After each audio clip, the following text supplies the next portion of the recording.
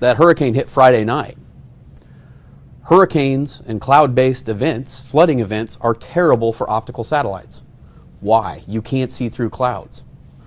Right? So the first good shots, and they're half a world away. So the first good shots got taken on Sunday morning local time. Digital Globe satellites crossover is about 10:30, and then it can look from straight down, so that time can shift a little bit. So the first real imagery comes in on Sunday. Well, disasters always hit on a 3-day weekend also, right? So no one's going to come in on Monday. Let's also think about what it takes for imagery to be useful, especially to people who are not image professionals who don't even know what a spectral band is. Right? You've got high resolution panchromatic data, the black and white data, but people look at that and go, well, where's the color? Well, the color data, the multispectral data, is 4 times as coarse. So if the native resolution of the panchromatic is 0.41 off the bird, they sell it at 0.5 meter. The multispectral is a little under 2 meters. So you've got to smash those two things together in what's called a pan-fusion operation, a computationally intensive operation, to combine those two things to make it useful. Well, then how well is it georeferenced? Because if I can't lay other data on it, what's my utility? I can look at it and see something, but I can't use it in a GIS, or I'm going to introduce error into the system. So then getting that imagery ortho-rectified, or a very high degree of geographic precision that takes terrain into account, because these are mountainous areas, again, another computationally intensive process. So by the time those two things had happened, the shot happened, it gets downloaded into a system, it gets uploaded back into another system where I can get access to it, where it's already been pan-sharpened and ortho-rectified, wasn't until Monday evening, or Monday midday. Also happened to be my wife's birthday last weekend, and we had a day trip scheduled to the Delaware coast, which I had to go on. So I downloaded started downloaded imagery Friday night from home, came back Monday, pulled that shot down as fast as I could, had it on a hard drive so it could hit the office at 8 a.m. in the morning, and start processing it. So even when I pull it down, it's in NIDIF files, which are highly compressed, slow files in lots of little chunks. So NIDIF is good because it limits bandwidth, because, as Charlie showed, bandwidth constrained perhaps. So then you've got to unpack the NIDIF, and then you've got to get it mosaicked into a format which brings all the imagery together. Then we have to push it back up into our cloud instances, publish a WMS, then publish a tile service. And actually, I'm pretty stoked we got it done by Monday night. And so we'll come back to this a little bit, but it's a good time to also introduce my partner in crime, Mr. Patrick Dufour. Stand up. He looks just like his twin brother, but he's the evil one with the goatee. So he's together we do a lot of this work, but he's the brains behind the operation in terms of writing all the code. So when it gets into the deeply technical bits, I'll refer to him. So I want to step back from that for just a second, because actually what I was going to talk about today was our work on Syria and kind of the other elements of our geographic computing infrastructure. But it was a very timely moment to discuss some of the challenges we face with the imagery stuff. And I'll come to the imagery to the crowd bit at the end, because I have a request of everybody here.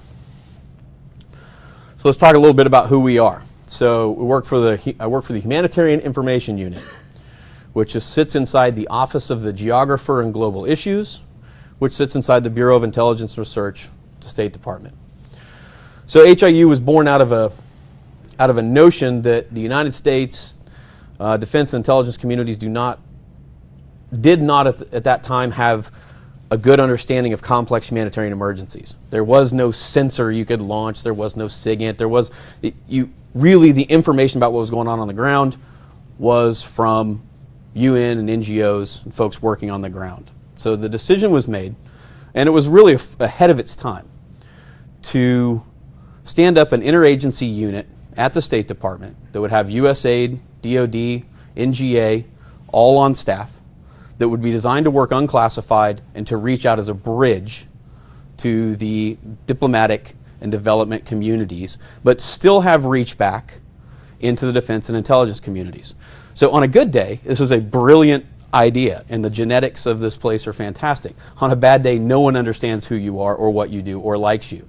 So it is an interesting place to work in the government, and it's a challenge to, you have to be able to build and maintain trust relationships on both sides of that very different dynamic.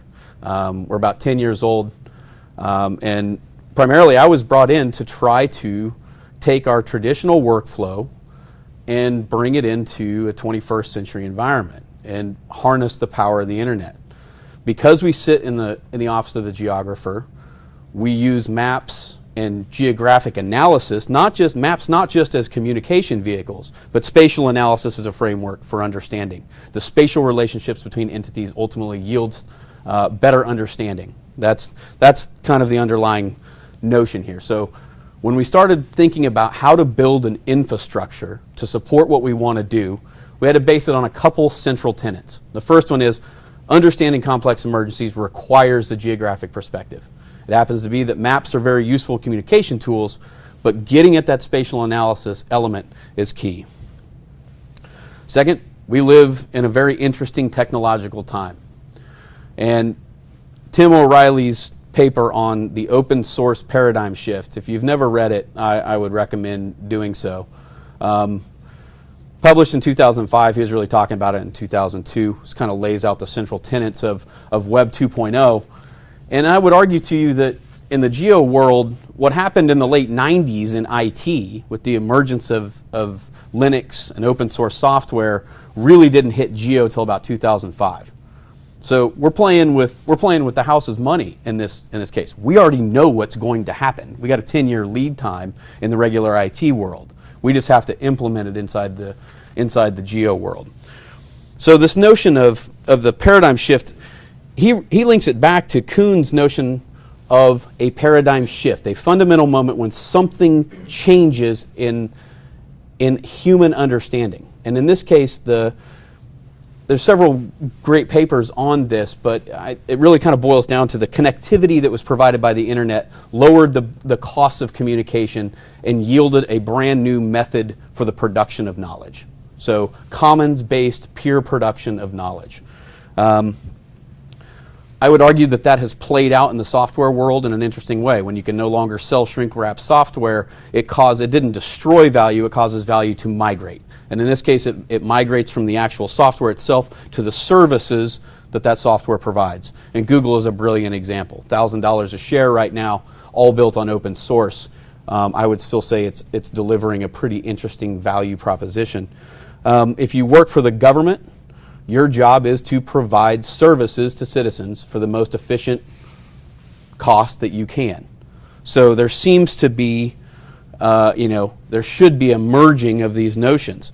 And so what does this mean in terms of how do we build organizations as the government? How would we adapt to network-enabled collaboration, open source software, support for open standards, the emergence of open data?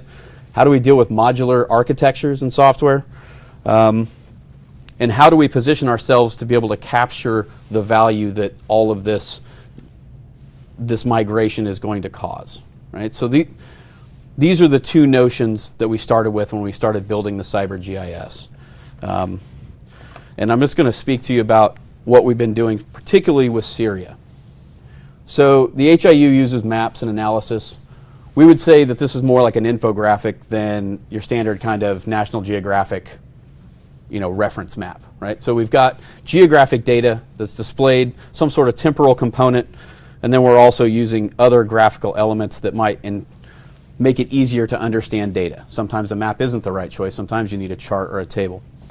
So we've been tracking the Syrian refugee crisis, civil war, and the humanitarian component of it since April of 2012.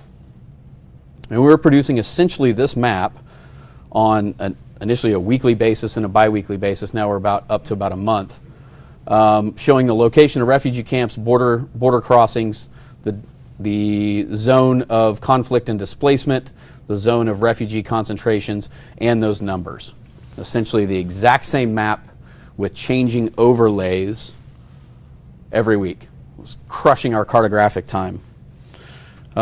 Here's another version which can show the charts. We try to keep that, kind of pie chart notion, and then sometimes other bar charts make more sense. So this was a perfect use case, it still is a perfect use case, for developing an automated method for harvesting and visualizing, and disseminating this data in a way that doesn't crush our cartographic staff, which is one. I should let you realize we're a very small group. So out of that was born this idea of building the Syria viewer, or in this case you'll see it's called the Sparrow viewer. We name all the prototype mapping applications after birds. And so in this one, we really needed to do three things with this. I should also note that the State Department is a very narrative text culture. We still write cables and memos, and a data store is really just a shared drive full of Word documents, right? So it's a hell of an opportunity in that we've just got basically green field, right? We didn't have any geographic infrastructure, but the downside is we don't have a bunch of geographic appreciation. So this application's got to be drop dead stupid simple. Google Maps simple. No GIS on the web. All right, so we needed to do three things here. One, we wanted to translate the high value cartography from our paper maps into a digital environment. I think people make a lot of ugly web maps. That's been changing quite a bit, quite frankly, due to tile mill. I think there's been an appreciation for really advanced cartographic practices on the web. So we had to translate the cartography. We had to build it from a complete open source stack, soup to nuts. In this case, we're using Ubuntu, PostGIS, Postgres, GeoServer, and open layers on the client side with some jQuery thrown in. And then third, because this was brand new, we had to be able to facilitate a conversation with our public affairs people, because ultimately we want to take this out to the public. And so how are people who are used to clearing paragraphs going to start clearing maps or start clearing data? You want to freak somebody out, send them an Excel sheet and ask them to clear it. So the only user interface you'll see here is a timeline slider. And you've got a couple pop-ups. So essentially the legend comes up, shows you what you're looking at on the map. The timeline slider allows you to just simply drag, select a certain point in time, and all elements on the map will update. In this case, 5 different layers in a chart. So as we start to step back in time, you'll see changes in the total number, the area of conflict. And you even get back to something, kind of quaint at this point, given the tragedy that's going on here. In August of 2012, we were actually trying to track individual host families in Lebanon, like where people were actually. There's 5 families hosting refugees. You'll see that we quickly got to a point where it was like they're everywhere, and you just had to go to a polygon. So going back all the way to the beginning in May. One of the enhancements as we move forward in time was bringing in D3 and trying to build charts that would automatically update, again using this timeline slider, and then trying to build more. Instead of the communication just being one way, showing you a map, you need to be able to click on something and get information back, so the pop-ups.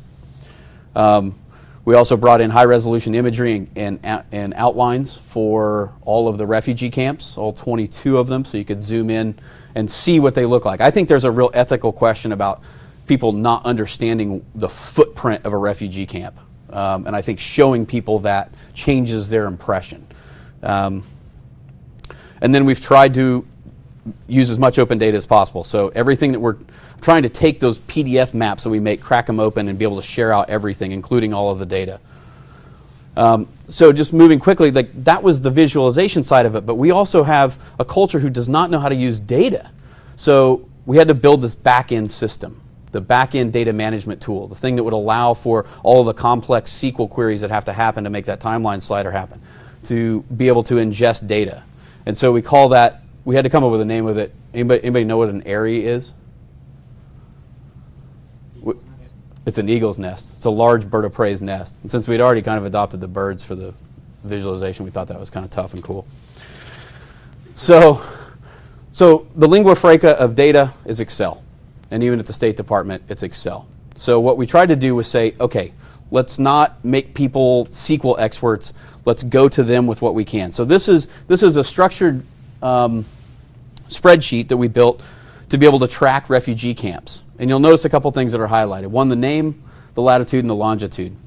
As Charlie indicated, Anglified names are spelt incredibly different. Different cultures, different organizations call the same entity on the ground several different things. And over time, your knowledge gets better of its geographic location or geographic precision. So you're having to track for all these things that could be changing, but they're fundamentally the same geographic entity. So our point was, okay, let's just fill these things out, make them structured, and let's build a system that can just eat these Excel sheets, right? And so that's what Imagery does. So an analyst, or in this case, we tried to push it down and say our researcher staff or even our interns could be able to manage this data without having to be SQL experts.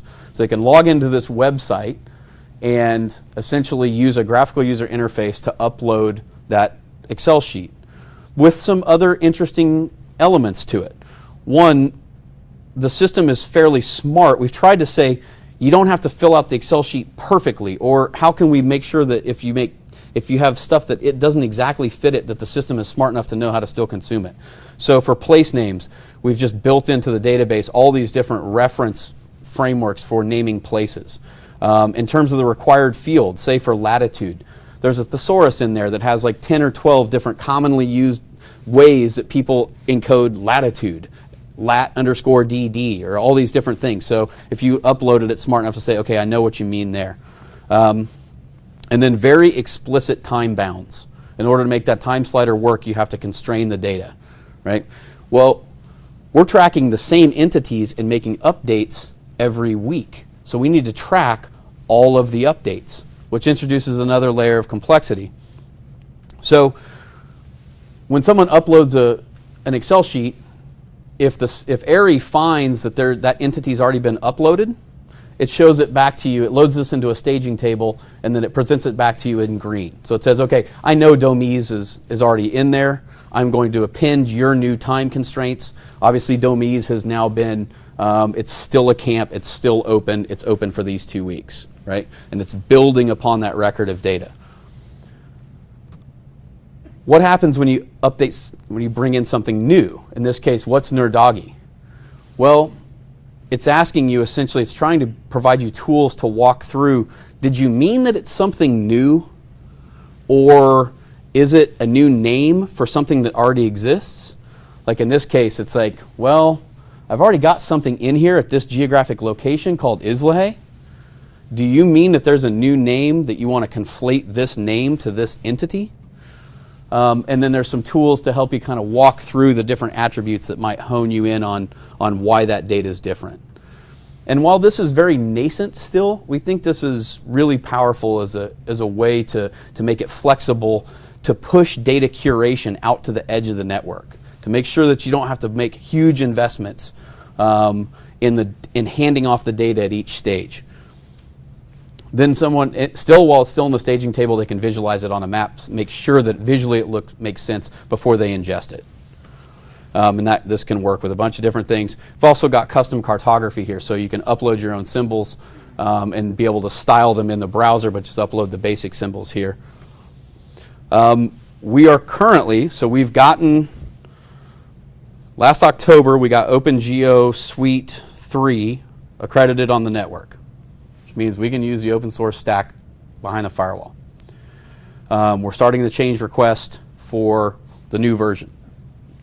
But right now, all of our development work was done in the cloud. And we are pushing the department, and I think ahead in the department, in terms of trying to get our Amazon instances accredited up to the official use, up to the security accreditation needed to contain for official use only information. Now, if we can do that, I think we will have pierced the veil on a very tricky problem, because we could park these AMI images in Amazon, and any government person should be able to come in and with relatively little security accreditation stuff and a credit card, fire up an enterprise grade, open source, geographic computing infrastructure for a few cents an hour. And I think that, and we can give it to anybody in the government. So I think that's going to be incredibly powerful. So I want to just transition back. I know I'm the one standing between you and beer, so and I'm getting thirsty. Imagery to the crowd is our our plan to try to take satellite imagery that the U.S. government purchases and share that with the volunteer mapping community. As American taxpayers, you're all contributing to close to, I forget how much it is, it's like $9 billion over 10 years was what the contract was a couple of years ago when they signed it. A not to exceed value to Digital Globe and GeoEye. Obviously some changes have been made to that in terms of cuts and the acquisition, but it's still a lot of money gets spent on commercial, high-resolution satellite imagery that we pay to have a special license for called the NextView license. And that license allows us to share that imagery in its raw pixel form with a range of different international organizations, foreign governments, NGOs, state and locals. It took 2 years of negotiations to get that license to include volunteer technical community stuff, right? Who is OSM? Hell, I don't know, right? So technology is not the problem, policy is the problem. This took a lot of policy work to get done. So I already described how we finally got the first post-typhoon imagery up on Monday night. So it's actually probably Tuesday morning. I think this task was published in the tasking manager at about 1 a.m. Eastern time on Monday. So 53 mappers, 238 tiles completed as of noon today. I'm sure that number's gone up. We published 2 services. One was this post-event stuff. There have been 300,000 buildings mapped in Tacloban alone.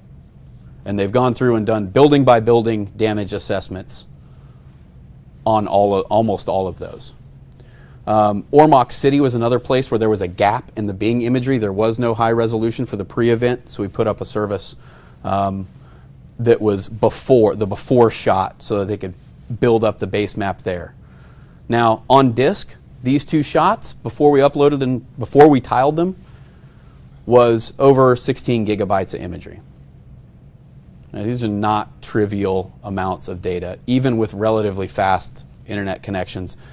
It still took, what, 4 or 5 hours to upload this, Patrick? That was by almost longer than a processing time. So we've also got a third one. We just published a service out tonight. Later tonight, I will email the HOT team and start getting this task built for the northern tip of Cebu Island. So this was the 10th time we've done imagery to the crowd. Happy to have, whether you knew it or not, trying to support the GW's efforts. In 3 of the 5 mapping events that they've hosted, it's been imagery to the crowd hosted imagery, including the one in Kathmandu, where there's now 150,000 buildings that are mapped, that the World Bank's going to spend $100 million on using that data to help program for investments in seismic, hardening buildings up for seismic risk. So we put in a presentation. So phase 2 of imagery to the crowd is, okay, we think we figured it out. We think we've got the tech. We think we've got the policy. Now let's take this thing big. So State Department's really good. It's kind of the mouthpiece for the government on the foreign side. We've got some really savvy media, social media, marketing kinds of people. We also have 30 million followers on Facebook and Twitter properties. Now, even if 10% of those are active, that's still a huge number that we could advertise to. So the question now is, can we grow the base of volunteer mappers? And can we utilize our advertising reach globally to bring in internet-connected remote mappers to help map things, and then in phase 2, take it down to local posts and missions and engage with local populations in their own language, hosting mapping events locally for attribution. And so we're just getting started with this. So besides, phase 1 is, we want to be able to do these ad campaigns, but we need a place to send people. If we're going to ask them to do something, we've got to send them somewhere. So I just got this draft yesterday. This is very rough, but the idea is the bar to learning how to map in OSM is still too high. And we need to make it much simpler for people. So we're going to build this website build up some content, try to take the best of what's out there, and put together a website that will walk people through the process of learning how to map and then direct them to mapping tasks that will immediately affect the provision of humanitarian assistance. And so my ask to you is, remember this is coming. Our goal is to map the 10 provincial state capitals in South Sudan before February. South Sudan is the world's youngest nation. They've got a large census. Their first census planned in 2014. We give them high quality base maps of their largest cities that can build the enumeration units. We all know the role of census and demographics in good governance. So hopefully you will know there is more coming from us on this. We also would love to work with our academic colleagues on helping to build out curriculum, as well as with the Mapbox team and anybody else who would feel like they could contribute information here. So with that, I'll say thank you very much, and I learned something from every talk tonight. So.